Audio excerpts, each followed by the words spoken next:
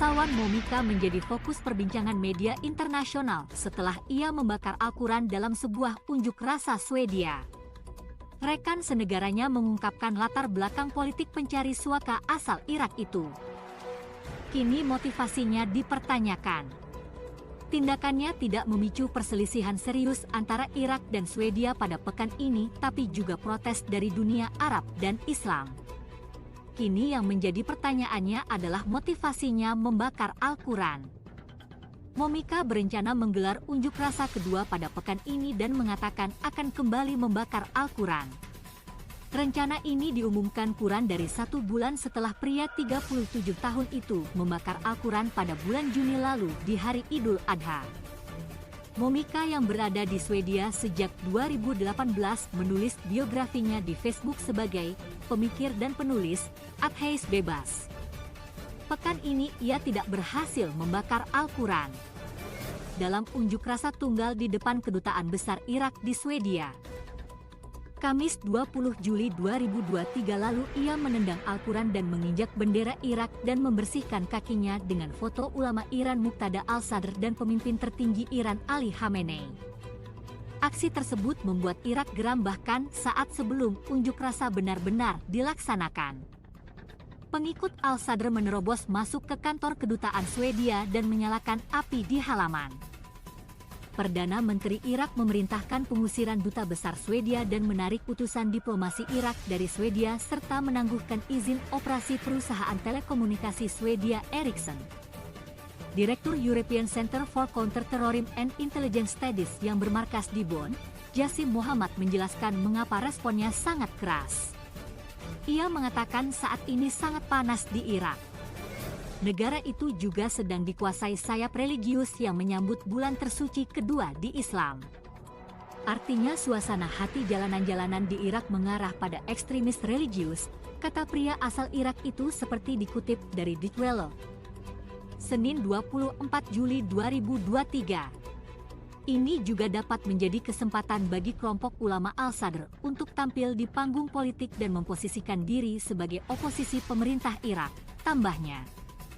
Al-Sadr resmi diasingkan dari perpolitikan Irak pada tahun 2022, tapi ulama itu masih memiliki kemampuan menarik massa untuk berunjuk rasa di jalan. Keputusan keras pemerintah Irak mendeportasi duta besar Swedia tampaknya datang dari kelompok al-Sadr, serta alasan ideologis dan keagamaannya sendiri, kata Muhammad. Di media sosial beberapa warga Irak mempertanyakan langkah pemerintah Irak. Sementara yang lain mempertanyakan motif dan latar belakang Momika. France 24 merilis investigasi yang mengungkapkan identitas Momika. Ia berasal dari negara bagian Ninawa dan beragama Kristen. Ia tiba di Swedia pada tahun 2018 lalu dan pihak berwenang Swedia mengkonfirmasi ia mendapatkan izin tinggal pada tahun 2021. Peneliti France 24 memverifikasi sejumlah video yang menunjukkan Momika mengenakan seragam militer yang memiliki asosiasi dengan kelompok milisi tertentu. France 24 menyimpulkan ia orang yang sama yang mendirikan sebuah partai politik di Irak, Partai Persatuan Demokrasi Suriah serta milisi yang terhubungan dengan partai itu pada tahun 2014. Milisinya sama seperti milisi-milisi Irak pada saat itu yang bertujuan menyingkirkan ISIS. Tapi tampaknya kemudian dikaitkan dengan kelompok-kelompok lain, termasuk milisi Muslim Syiah yang mendukungnya dan didukung negara tetangga, Iran serta milis Kurdi yang mendukung agenda lebih sekuler. Jurnalis Irak menulis Momika meninggalkan negaranya karena perebutan kekuasaan dengan ketua milisi Kristen lainnya. Di satu titik Momika juga diduga mendukung al-Sadr, dan kemudian setuju dengan protes anti-pemerintah di Irak.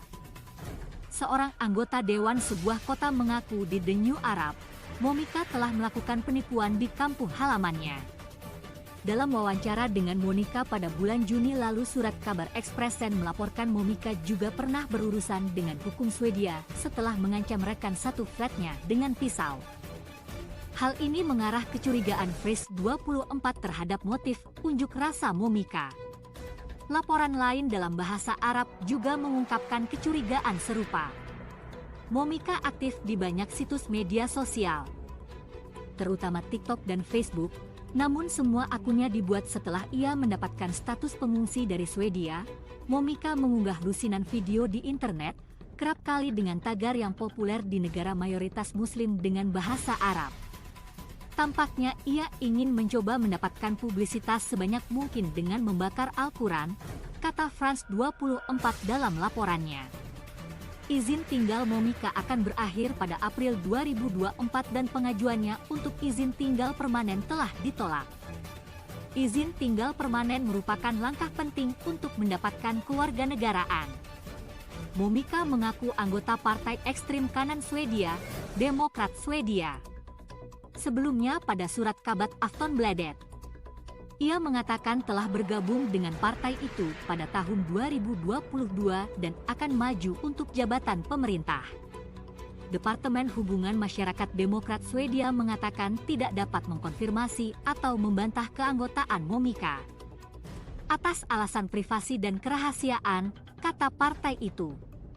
Mengenai dugaan seseorang berharap maju untuk jabatan pemerintah dari partai kami, sejauh ini kami tidak mengetahui adanya pengajuan seperti itu dan tidak berniat untuk berspekulasi pada skenario apa yang akan terjadi, kata juru bicara partai itu dalam pernyataan tertulisnya.